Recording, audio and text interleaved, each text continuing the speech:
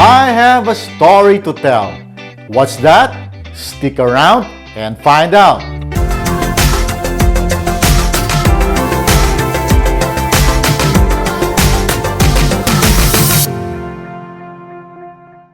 Kumusta po kayo? Welcome back. Let's continue our journey in learning a beautiful language, Tagalog, the language of the Philippines. Mayroon akong kwento. Mayroon ako kwento. Mayroon akong kwento. Ang aking kwento ay mula sa munting aklat na ito. Akin kwento. Aking kwento. Mula sa munting aklat na ito. Munti aklat. Munting aklat na ito. Ang pamagat. Pamagat. Ang pamagat ng kwento ay Magtanim ay di biro. Tara, basahin natin ang kwento. Magtanim ay di biro. Maghapong naka yuko. Di man lang makaupo, di man lang makatayo. Bisig ko'y namamanhid. Baywang ko'y nangagawit. Binti ko'y namimintig sa pagkababad sa tubig. Halina, halina, mga kaliyag. Tayo'y magsipag-unat-unat. Magpanibago tayo ng lakas para sa araw ng bukas. Wakas. I am using this little book with permission from the publishing company, Adarna House, and the book's illustrator, Miss Jamie Bauza. Balikan natin ang kwento at pag-aralan natin ang ilang paksa dito. May ilang bagay na kawili-wili sa kwentong ito. Babasahin ko muli. But before I do that, please make sure that you are subscribed to this channel and click on the bell icon to be updated of new videos. Got it? So, tara na! Magtanim ay di biro. Magtanim is the infinitive verb to plant. Di is the shortcut of hindi, which means no and not. Biro is joke. So the sentence means planting is no joke. Contextually, the story refers to planting rice. How do we know that it's about planting rice and not about some other plant or crop? Well, it's because the clues are in the following lines. Maghapong naka yuko. Maghapon is the whole day or the entire day. It combines the prefix mag and hapon. Mag is the prefix that denotes to do, to perform, or to be at a certain state. Hapon is afternoon. So you can say the combination is a bit weird. To be afternoon? Yeah, well, I know it's weird, but that's just how we say it. Maghapon is the whole day in Tagalog. But you'd be interested to know that there's another phrase that means the same thing. Buong araw. Buo, whole, plus araw, day, buong araw. Whole day. Speaking of hapon or afternoon and araw, day, you might be interested to know that morning is umaga and evening is gabi. Now you know. Then we have the word Naka yuko. It combines the prefix Naka, which we use to express the state or condition of something, and the word yuko, which means bend down or bend over. So, maghapong nakayuko is to bend down the entire day. This is one reason why we know that the plant being planted is rice, because it takes an entire day to plant by hand a very large rice field, or in Tagalog, palayan. Di man lang makaupo. We now know that di is the shortcut of hindi, which means no or not. The phrase di man lang means not even. Combine it with the infinitive verb makaupo, which means to be able to sit, we now have a clear picture of this phrase.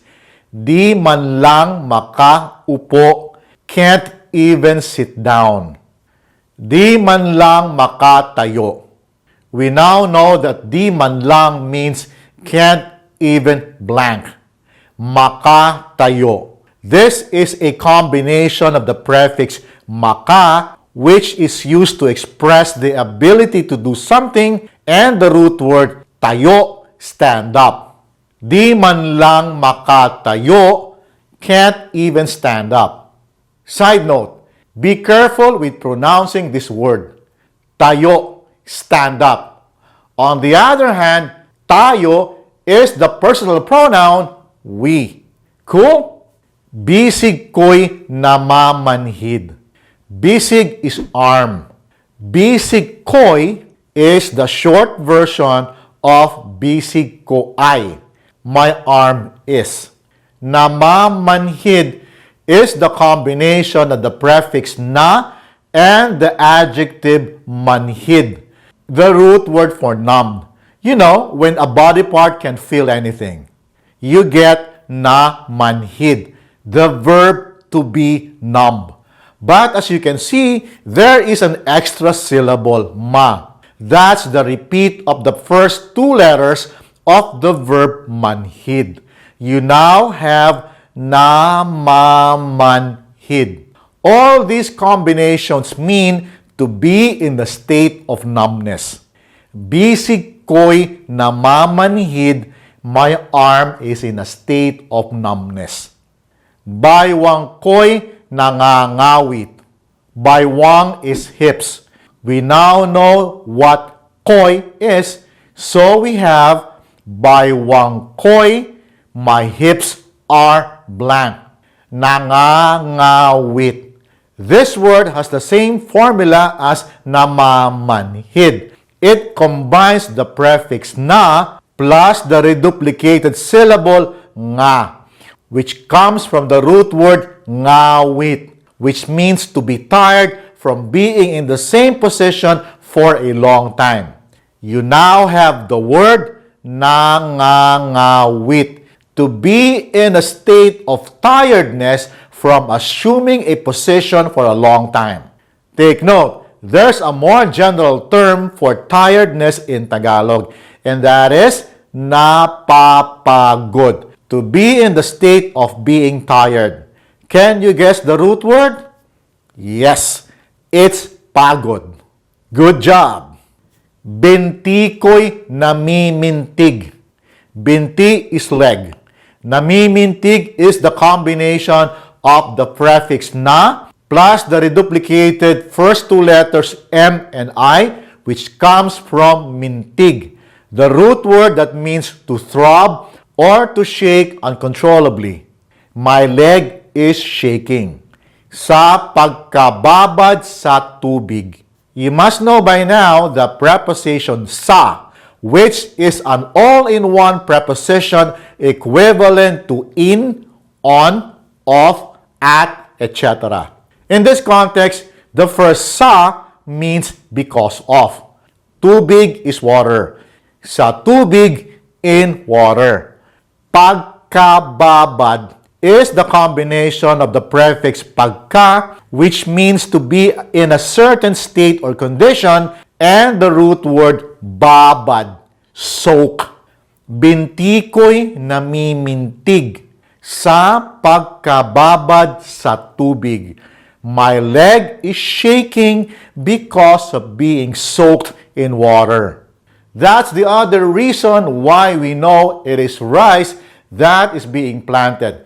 Because you irrigate a rice paddy in knee-deep water when the rice seeds are planted.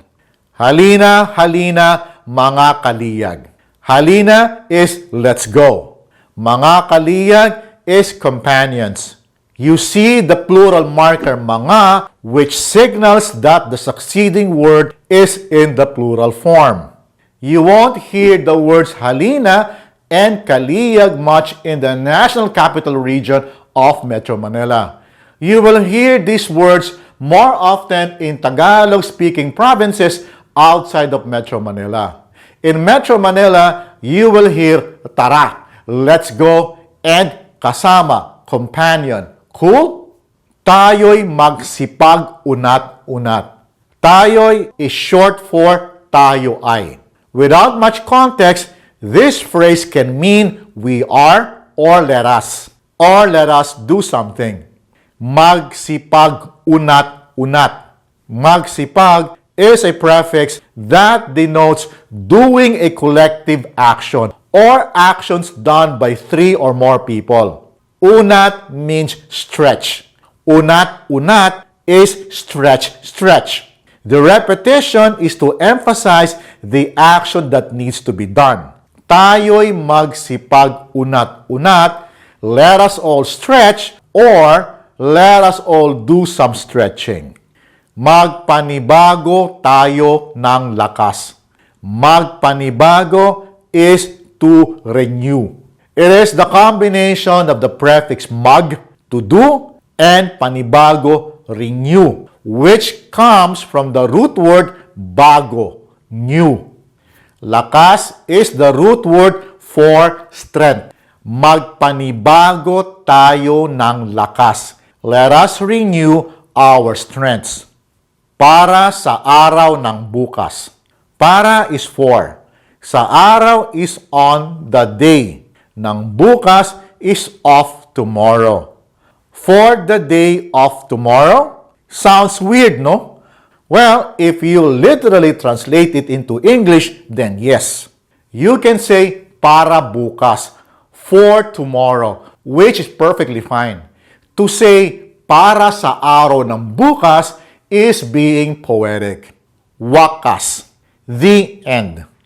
The story is about the hard work farmers do to cultivate the land and provide food for everyone. Farming is hard work, but the story projects positivity. The body may be aching, but strength must be renewed so that the cycle is repeated the following day. Well, there you have it. I hope you learned something new today. And if you did, please click on the like button because that will help the YouTube algorithm recommend this channel to more people. And I would like to thank Adarna House for giving me permission to use one of their books in this episode. You can check out their books too online through buribooks.com, an extensive e-library of Adarna books online. That's it for now. I will see you again soon for more learning on a beautiful language, Tagalog. Maraming salamat po at hanggang sa susunod.